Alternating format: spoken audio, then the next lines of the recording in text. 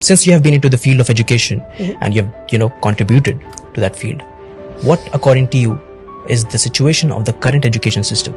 Okay, very interesting question, and this might take like 5 minutes for me to answer this question. No worries, all yours.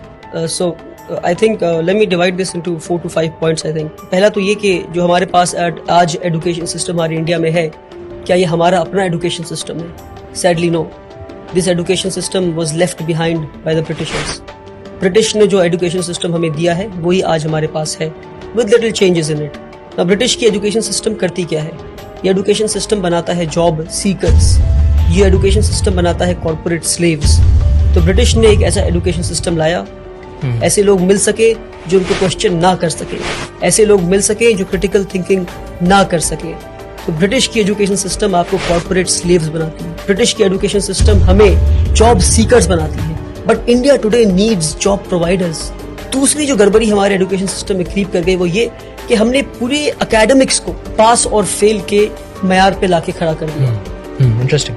कि आप पढ़ाई करते हैं सीखने के लिए नहीं, आप पढ़ाई करते हैं पास या फेल होने के लिए. तो उससे होता क्या है? मेरे जैसा एक कमजोर बच्चा क्लास 1 में मैथ्स में 40 लाता है तो मुझसे कहा जाता है कि आप मैथ्स में पास हो गए. फिर मैं क्लास 2 में जाता हूँ, फिर मैं 40 लाता हूँ तो कहा जाता है कि आप मैथ्स में फिर से पास हो गए. तो यानी मैं 60 नंबर जो नहीं ला पाया तो 60% में नहीं सीख पाया. ये 60% बिना सीखे मैं क्लास 2 में गया, फिर 60% बिना सीखे मैं क्लास 3 में गया, फिर 60% बिना सीखे मैं क्लास 4 में गया. इसी तरह मैं क्लास 10 पहुंच जाता हूँ और 600% मेरे एजुकेशन में लूप रह गए, मेरे एजुकेशन में कमी रह गई. क्योंकि मुझे ये बताया गया कि पढ़ते सीखने के लिए नहीं है. मेरे एकेडमिक्स को लर्निंग परसेंटेज पे नहीं लाया गया, मेरे पढ़ने को पास या फेल पर लाकर मुझे 0 बना दिया गया. क्योंकि मैं पास होकर डिग्री तो ले लूंगा और मुझे जॉब भी मिल जाएगी और फिर किसी कॉर्पोरेट वर्ल्ड में मैं गुलामी के लिए पहुंच जाऊंगा. तो एकेडमिक्स को पास और फेल से निकालना होगा बाहर हमें और लर्निंग परसेंटेज पे लाना होगा. किसी ने 40 लाया तो 40% सीखा आपने, 60% नहीं सीखा आपने. सीखे फिर आगे बढ़े, जितना सीख सकते हैं सीखे अपने कैलिबर के हिसाब से, फिर आगे बढ़े. अगर आप 99 लाते हैं तो 99% सीखा आपने, आप टॉप नहीं कर गए. 99% सीखा आपने, 1% अभी भी नहीं सीखा आपने.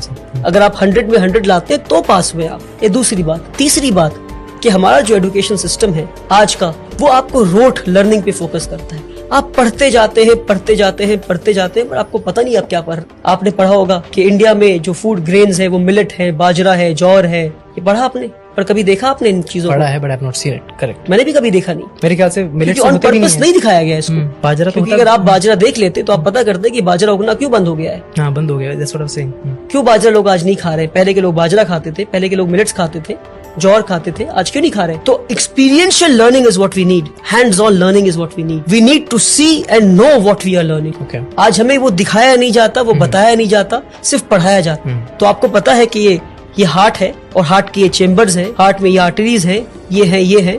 मगर आपको कभी इंसान का दिल दिखाया जाए तो आप बोलेंगे भैया ये क्या है? प्रैक्टिकल. ये practical learning is what we need आज के दिन पे. Hands on experiential learning. तीसरी चीज. तो चौथी चीज है वो ये कि हमारे एजुकेशन को हमने समझा कि एकेडमिक्स ही एजुकेशन है. क्या एकेडमिक्स ही एजुकेशन है? Academics is just a drop in the ocean of education. I would say the remaining water is तरबियत, इज अपब्रिंगिंग. कि भाई आप बात कैसे करते हैं? Are you confident? Are you creative? Do you have critical thinking? Are you developing higher order thinking skills? Are you questioning things? Absolutely. How do you sit? How do you conduct yourself with people? ये सारी चीजों को छोड़कर हर चीज को academics पे ले आया. Academics is not education. Education is a holistic thing जहां आप एक इंसान को बेहतर इंसान बनाते हैं, एक कॉर्पोरेट स्लेव नहीं बनाते. सबसे बड़ी कमी हमारे एजुकेशन सिस्टम में वो ये हमारे साथ जो फ्रॉड हुआ, मैं कहता हूँ एजुकेशन सिस्टम में, वो ये कि हमने एकेडमिक्स को, हमने सब्जेक्ट्स को स्ट्रीम में बांट दिया. कि भाई अगर आप सबसे ब्रिलियंट बच्चे हैं तो आप पढ़ेंगे साइंस. अगर आप 90 लाते हैं तो साइंस पढ़ेंगे. अगर आप 70 से 80 लाते हैं तो आप कॉमर्स पढ़ेंगे. 50 to 60 लाते हैं तो आप ह्यूमैनिटीज पढ़ेंगे. क्या बेवकूफी है? यानी कि जो इंसान साइंस पढ़ के एटम बम बनाना सीख रहा है उसके पास कोई हक नहीं कि वो साइकोलॉजी और सोशियोलॉजी पढ़ के ये समझे कि एटम बम को इस्तेमाल नहीं करना था. तो अगर एटम बम बनाने वाले ने सोशियोलॉजी और साइकोलॉजी पढ़ा होता और एटम बॉम्ब जिसके हाथ में पहुंचा अगर उसने साइकोलॉजी और सोशियोलॉजी पढ़ा होता तो उसे पता होता कि बॉम्ब फोड़ना नहीं था.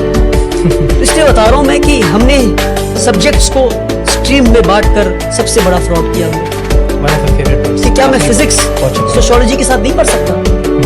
क्या मैं केमिस्ट्री हिस्ट्री के साथ नहीं पढ़ सकता? क्यों नहीं पढ़ सकता? अच्छा, कि अगर मैं आखिरी बात, अगर हाँ, मैं please. साइंस पढ़ रहा हूँ मैं, तो क्या मेरे पास हक नहीं कि मैं अकाउंट्स भी पढ़ूँ मैं? तो आज जरूरी But you're है an expert multi of one thing. Disciplinary learning का। But you're an expert of one thing. If people ask that, what would you say? You can have majors and minors. Yes, that sounds You need to have the hang of almost all the subjects. makes sense. You need to learn accountancy. You need to know economics. You need to know history. You need to know sociology. You need to know psychology.